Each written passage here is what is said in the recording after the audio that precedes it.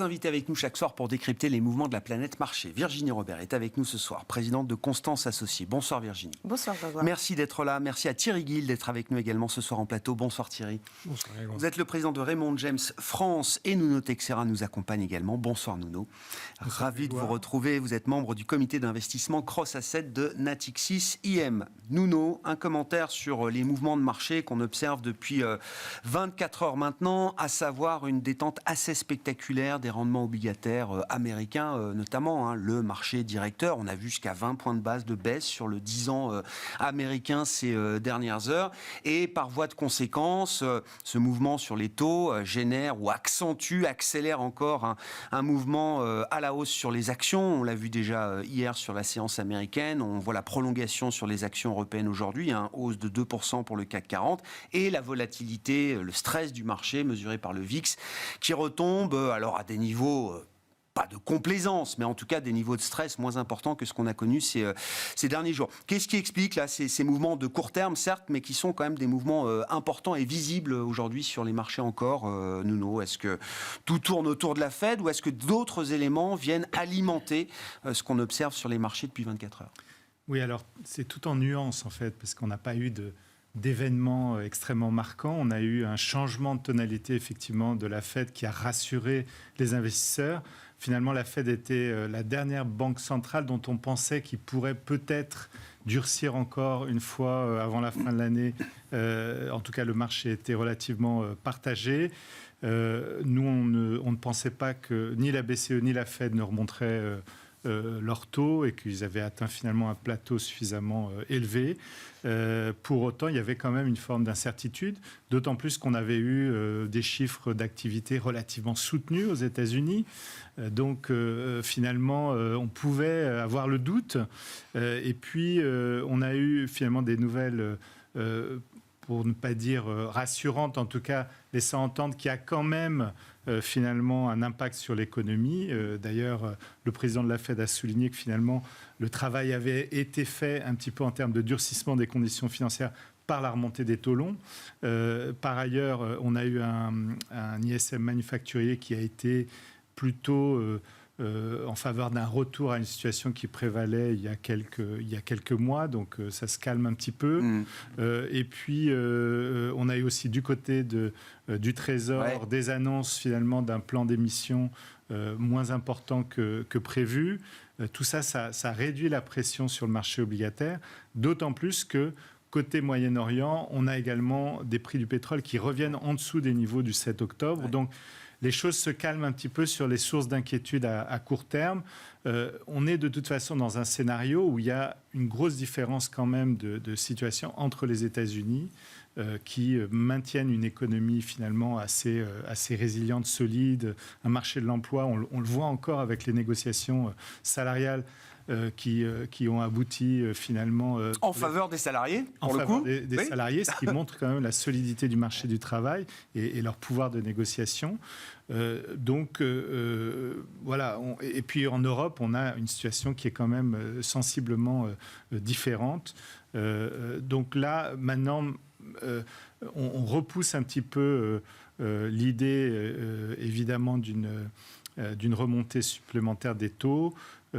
Pour autant, on a quand même encore des incertitudes et en particulier, on est loin des objectifs des banques centrales sur l'inflation. Alors voilà, ça me permet d'aller assez directement à la question du jour, Nuno. Ce qu'on voit sur le marché obligataire, on est simplement dans le domaine du soulagement à ce stade ou est-ce que c'est un vrai point de renversement qui pourrait marquer, pourquoi pas, la fin du bear market obligataire qu'on observe depuis 2-3 ans maintenant? Difficile à dire, bien sûr, mais est-ce qu'il y a des éléments qui peuvent déjà aller dans ce sens-là? Ou est-ce que c'est trop tôt pour en faire un scénario d'investissement? Non, ce qui est clair, c'est qu'on voit quand même des inflexions à la baisse sur l'inflation. En zone euro, c'est particulièrement notable, puisqu'on vient d'avoir un chiffre qui est particulièrement bon, en dessous des 3%, donc c'était difficilement imaginable. Pour autant, on a encore de l'inflation dans les services. Malgré tout, il faudrait qu'il y ait un infléchissement probablement sur les indicateurs avancés au niveau des services pour imaginer que les choses puissent aller définitivement dans le bon sens. Pour l'instant, et puis il ne faut pas oublier une chose, si les taux longs rebaissent trop vite, à nouveau, on va avoir une détente des conditions financières et à nouveau les banques centrales qui s'inquiètent de cette fameuse détente. Donc, il faut rester prudent, on est plutôt neutre en termes de duration. Ouais, en revanche, c'est vrai qu'on a repondéré les marchés actions dans nos portefeuilles à une neutralité, alors qu'on était sous-pondéré depuis quelques mois. Ah, on reviendra sur cette partie-là. Virginie, c'est vrai que du point de vue de la Fed, c'est toujours un peu le serpent qui se mord la queue. Jérôme Powell se satisfait de voir le travail qui a été effectué par le marché ces derniers mois. Les taux longs, les primes de terme se sont reconstituées. Ça va exactement dans le sens de ce que la Fed cherche à obtenir en matière de durcissement des conditions financières.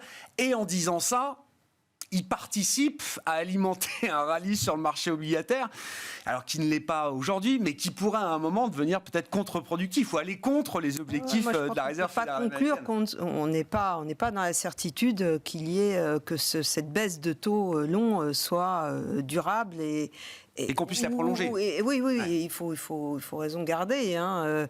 Alors, Janet Yellen, elle avait dit que, effectivement, en reparlant du calendrier des émissions, que c'était pas que le calendrier des émissions depuis le mois de juin, qui avait sensiblement augmenté. D'ailleurs, on l'avait dit que c'était vraiment un souci.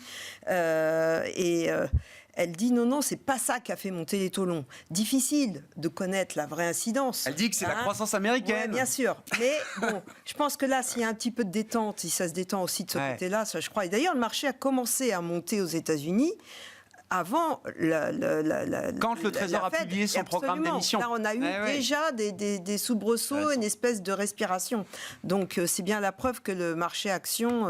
maintenant, la taille des émissions va augmenter, mais un peu moins que ce que le marché craignait sur des parties longues, notamment. C'est ça. Du 115 milliards par semaine, c'est bon. C'est plutôt du 112, on est à la marge. Ah bah mais ça montre bien la sensibilité du marché à ces sujets aujourd'hui. Des nuances.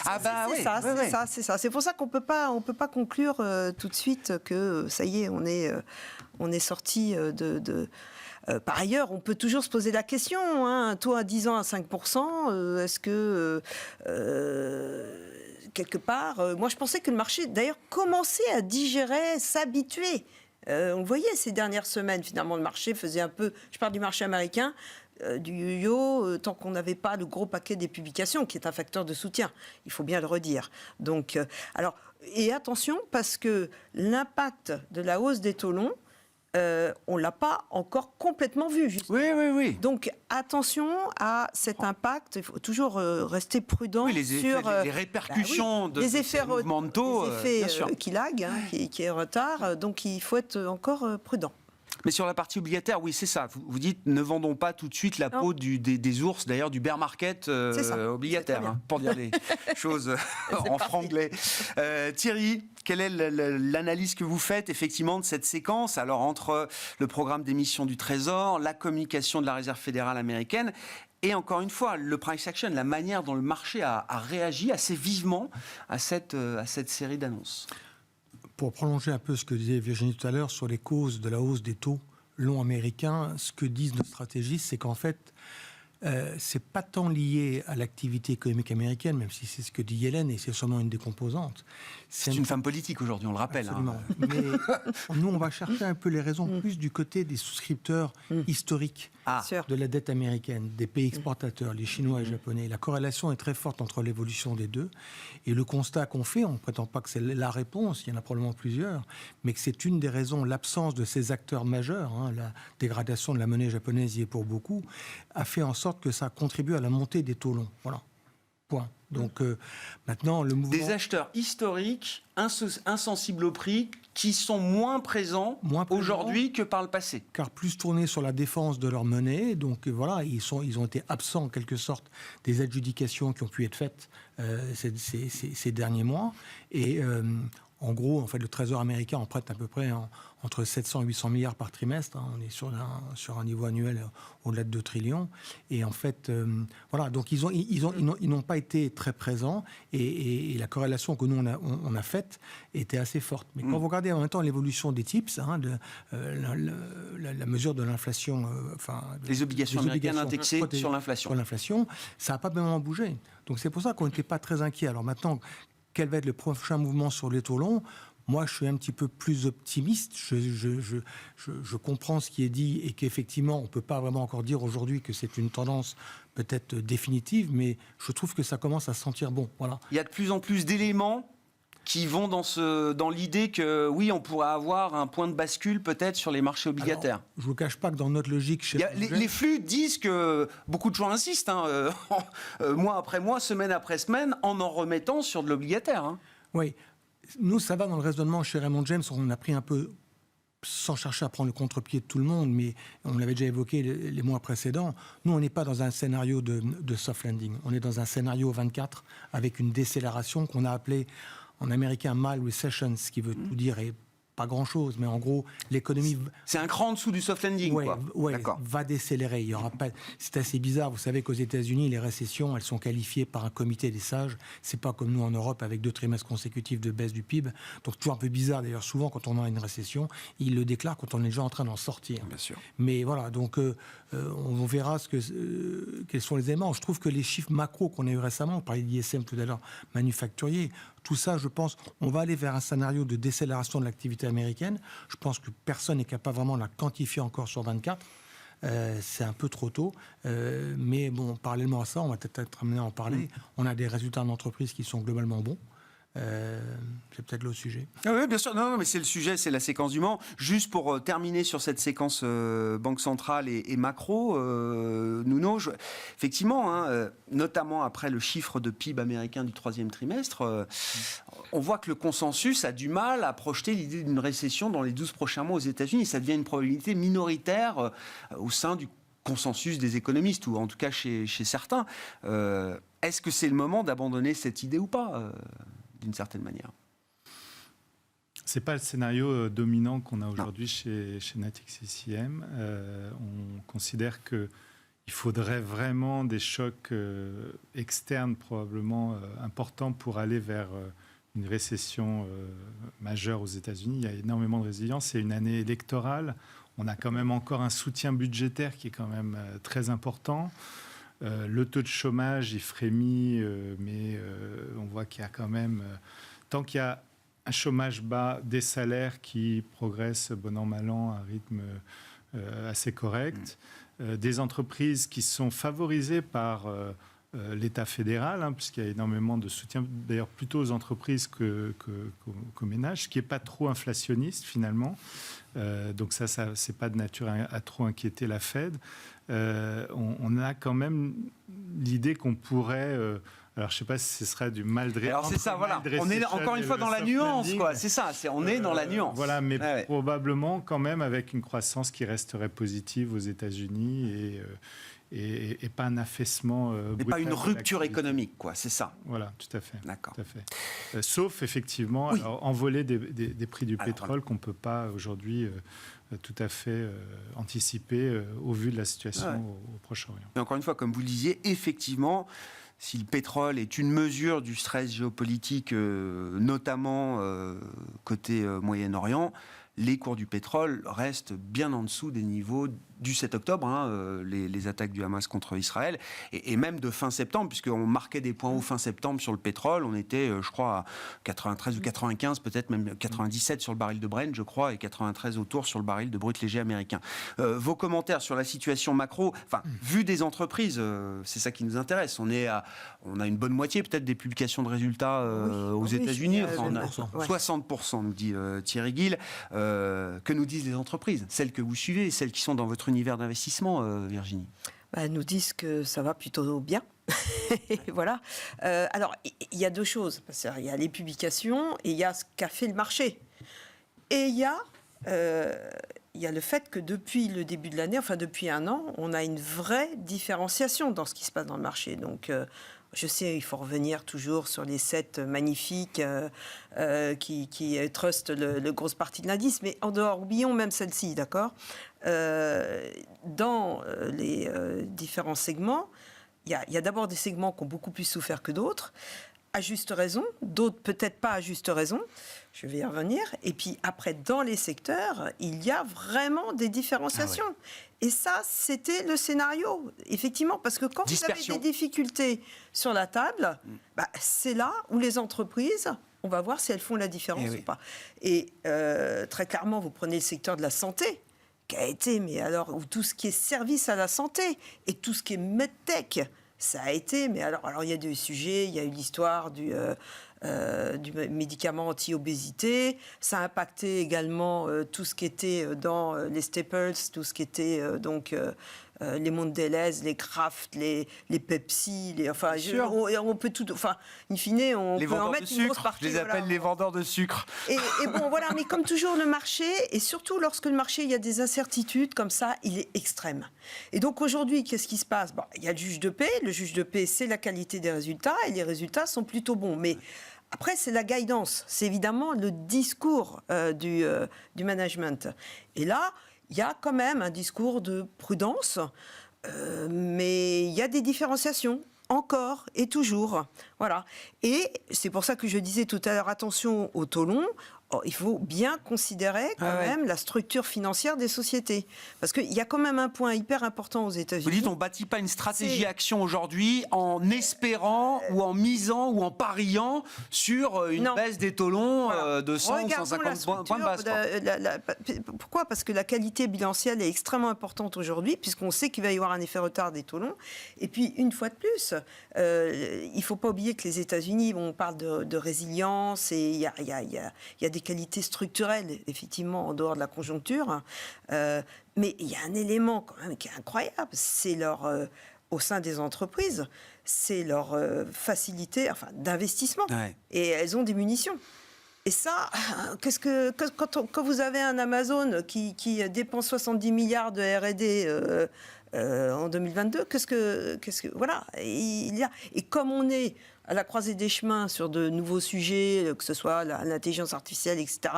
Je ne sais pas si on avait des chiffres de la productivité dans le monde agricole aujourd'hui qui étaient en forte augmentation. 4,7. Oui. Sur le troisième trimestre aux États-Unis, la productivité augmente de quasiment 5%. Et oui, alors je ne sais pas si l'intelligence artificielle, mais probablement parce qu'elle va être partout. Et donc ce facteur productivité et investissement, c'est quand même un point très important. C'est quoi l'exemple des exemples de sociétés qui permettent de faire mieux que le marché en octobre, par exemple, mieux que le marché américain ? On a eu un 3e mois de baisse consécutive pour le S&P 500. Quel type de profil de dossiers, sociétés ? Dans les softwares, on a eu des sociétés qui sont très très bien comportées. Prenez des ServiceNow ou des Adobe ou ce genre de choses. Ensuite, il faut quand même le dire, les sociétés de défense, mais bien sûr, évidemment, ont surperformé. On peut pas faire comme si ce secteur-là n'existait. C'est pas la modération massive dans les indices. Mais à la fin de l'année, on fera les comptes, évidemment. Il y a eu la surperformance à la suite de ces tragiques nouvelles, mais il y a eu aussi de bonnes qualités de résultats. Même une Tall Oats aujourd'hui dans la Navy donc il y a vraiment là, je pense qu'il y a des points d'industrie, une exécution opérationnelle qui est là aussi. Il y a des points d'industrie qui avaient été délaissés aussi, donc le marché il était extrême comme toujours, il est toujours extrême à la hausse comme à la baisse, donc il y a de quoi faire pour vraiment faire des arbitrages et aller capter de la performance dans les portefeuilles. Thierry, sur la séquence micro, là, qu'est-ce que vous retenez un peu globalement de ces 60% de résultats déjà publiés au sein du S&P 500 ? Puis, je veux bien dire un petit mot de la saisonnalité du mois de novembre. Toujours intéressant de regarder la saisonnalité, justement, notamment du point de vue de la performance des marchés actions américains. Sur les résultats du Q3, on l'a évoqué à l'instant, c'est un bon cru. Sur un peu plus de 3/4 des sociétés ont publié des résultats au-dessus des attentes. Ça, c'est un chiffre qui se répète quasiment de trimestre en trimestre. Les ventes, c'est un peu moins, c'est 63% au-dessus des attentes. Ça se traduit par des marges qui sont relativement tenues sur le marché américain. Mais comme c'était évoqué par Virginie à l'instant, ça sous-tend aussi qu'il y a un vrai travail de stock picking à faire. Et ça, c'est mon leitmotiv depuis de nombreux mois. Je suis intimement convaincu. On fait partie d'une génération, à moins d'avoir plus de 70 ans, mais qui n'a pas connu le monde de l'inflation. La plupart des gérants n'ont pas géré sous inflation. Et ceux qui ont été la référence, comme moi j'ai commencé ce métier il y a pas mal d'années, c'était un des fondateurs du fonds Magellan, Peter Lynch, c'était du stock picking. Et pour moi, c'est vraiment, on est dans ce monde-là aujourd'hui. On évoquait à l'instant des noms.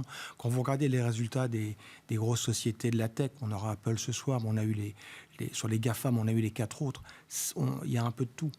Amazon, c'est bien, mais Amazon, ce que les gens oublient un peu, c'est que ça marche bien sur la partie distribution. On a voulu la sanctionner un petit peu sur la partie cloud. Vous prenez Microsoft, dans Microsoft, tout était bien. Impeccable. Google, on l'a sanctionné sur la partie cloud, là aussi, parce qu'elle a une croissance que de 22%, mais néanmoins, sur les recettes publicitaires, le résultat était très bon, et ce qui, d'ailleurs, a contribué au bon comportement de Meta. Donc voilà, il faut y aller vraiment.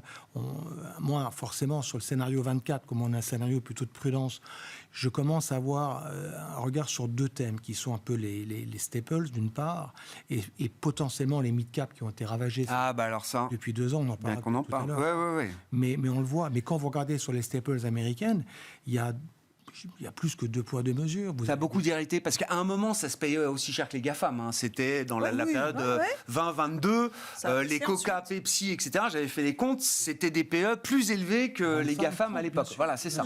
Ça a pas mal d'irrité là depuis. Ça a pas mal d'irrité, bien sûr. Mais vous avez des boîtes aujourd'hui qui se tiennent mieux que d'autres. Des Procter tiennent un peu mieux, des Costco tiennent mieux, une Target tient pas. Donc il y a vraiment... Il faut y aller vraiment en stock picking, petite partie, et voir s'il y a des exagérations. L'exemple, c'est Google. Voilà, sur les résultats, ça fait moins 10. Voilà, nous, on a considéré que c'est un peu une anomalie. On s'est remis long sur le titre. Voilà, c'est ce genre de choses, je pense, qu'il faut essayer d'appréhender le marché. Mais sinon, la seule chose qu'on peut rajouter sur la saison des résultats et qui tranche un petit peu avec les 2 premiers trimestres, globalement, on trouve les mêmes réactions. Quand vous regardez les anticipations des analystes sur Q1 et Q2, les résultats sont sortis au-dessus des attentes, entre 6 et 7% de hausse par rapport aux attentes. Et ce Q3, c'est la même chose. Par contre, les titres ne montent pas. Non. C'est ça. Et ça, c'est une vraie différence. Et comme on dit en américain, il y a un disbelief, ils n'y croient pas. Voilà. Et ce qui crée, moi je suis un contrarien par excellence, ce qui moi me crée un sentiment plutôt d'avis de me mettre long du marché plutôt que de me mettre short. Parce qu'il y a beaucoup de cash, parce que les gérants sont excessivement prudents, alors qu'on va rentrer, on en parlera tout à l'heure, on rentre dans une des meilleures saisonnalités de l'année. Novembre est le mois le plus haussier de l'année aux États-Unis depuis la nuit des temps. Si, je veux bien que vous nous quantifiez un petit peu le mois de novembre à travers les âges, du coup. Alors, je n'ai pas tous les chiffres exacts en tête, mais novembre, c'est un mois qui affiche en général une hausse d'à peu près 1,2, 1,3 sur le mois. Ouais. Ça peut paraître faible, mais voilà, si on l'annualise, c'est beaucoup plus sympathique. Oui, c'est ça, depuis 100 ans, c'est pas mal, quoi. Enfin, la vraie saisonnalité qui est mauvaise, c'est août, septembre, octobre. Voilà. Ouais. Et octobre, de triste mémoire, a laissé beaucoup de traces au fil des 29, 87, 2018, etc. Il y a eu des sell-off majeurs, mais c'est souvent des points d'entrée. Regardez, le dernier point d'entrée du marché, c'est le 12 octobre de l'année dernière, qui a permis, on était sur le marché à 3006, et entre-temps, on est monté à 4006. Voilà. Donc la saisonnalité est favorable. Et comment l'expliquer ? Il y a pas mal d'éléments de réponse, mais voilà, je pense qu'on peut avoir... Toute la question, c'est va-t-on avoir un rallye de fin d'année ? Moi, je pense qu'on peut gagner quelques pourcents entre les cours actuels et la fin de l'année. Ouais, c'est une réponse.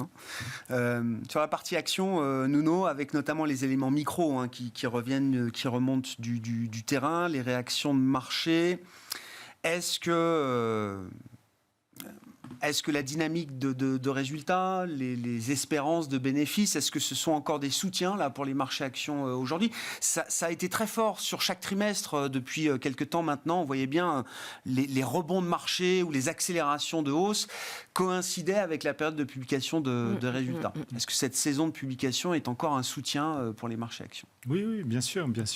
Il est clair que il y a l'économie en général, et puis il y a le marché boursier qui n'est pas forcément d'ailleurs un reflet parfait de la structure économique du pays. Il y a des biais importants, et donc on est plutôt effectivement soulagé par les résultats aux États-Unis en particulier. Alors c'est vrai que les boîtes américaines ont tendance à être assez prudentes sur leur guidance pour toujours surprendre positivement le marché.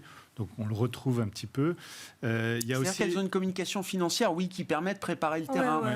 Quand on voit les accidents de parcours qu'on a eu récemment en Europe, et en discutant avec certains gérants ou certains analystes, il peut y avoir des pré-calls avant les publications qui ne laissent absolument transparaître aucun des problèmes qui seront dévoilés 15 jours ou 3 semaines plus tard. C'est clair. Pour dire les choses. Et...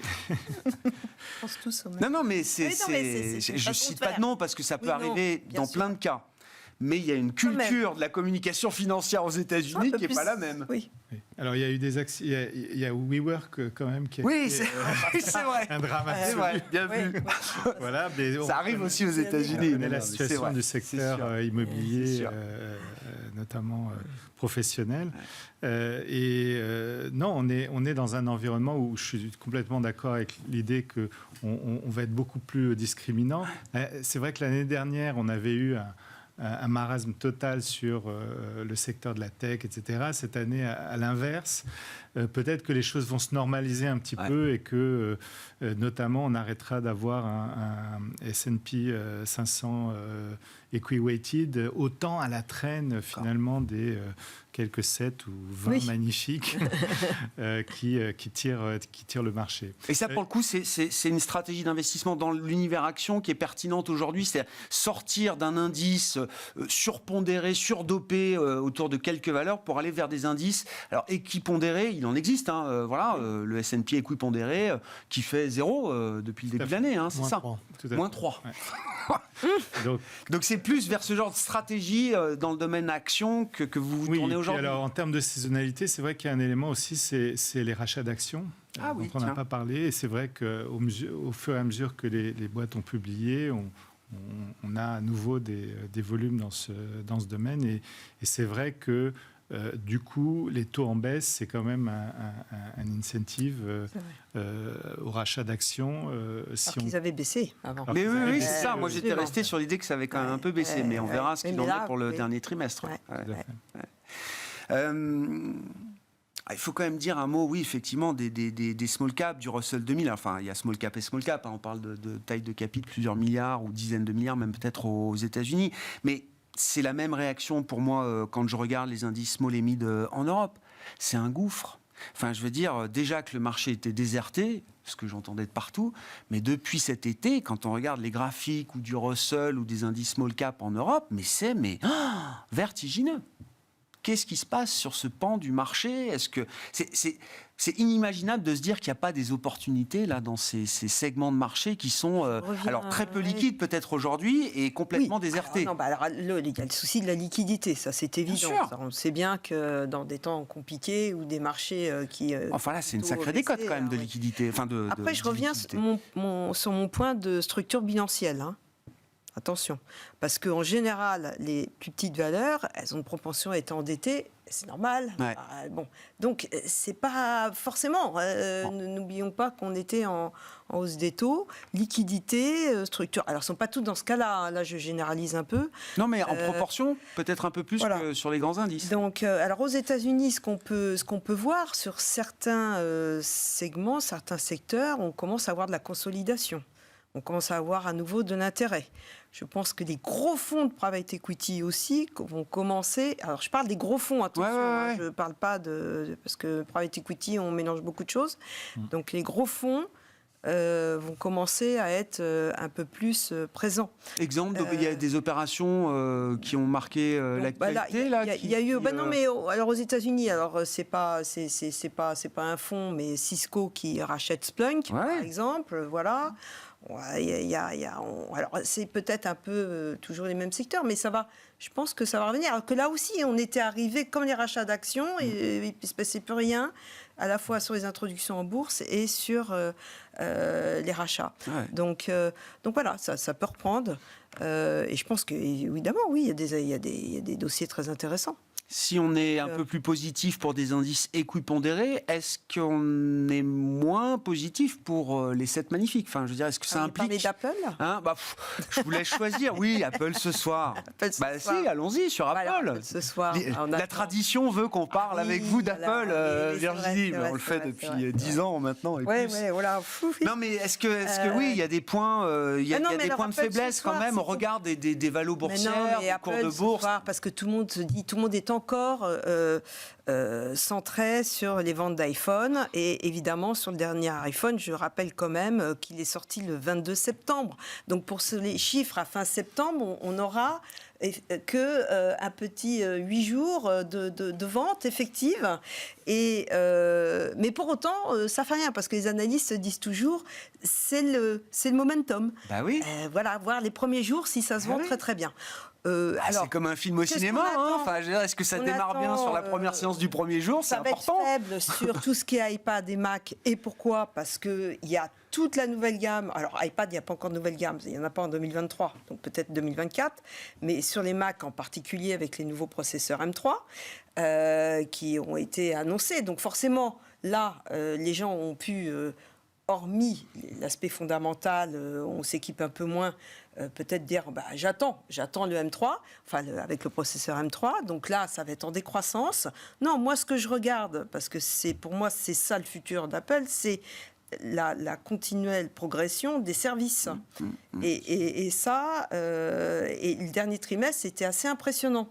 Donc moi, c'est plutôt ça que je vais regarder. Après chacun considère si effectivement il y a de la valeur, de la création de valeur à venir. Je pense que oui. Donc voilà, mais je suis pas surexposée sur Apple, je suis plutôt sous-exposée par rapport aux indices d'ailleurs. Ouais, c'était un peu le sens de ma question. Voilà. Sans que, sans que ce soit insultant pour Apple, de se dire qu'on en a peut-être un peu moins aujourd'hui. Nous, chez Constance Associés, on fait plutôt notre surperformance. Alors, on est parfois pénalisé parce que quand les magnifiques montent beaucoup, on est plutôt.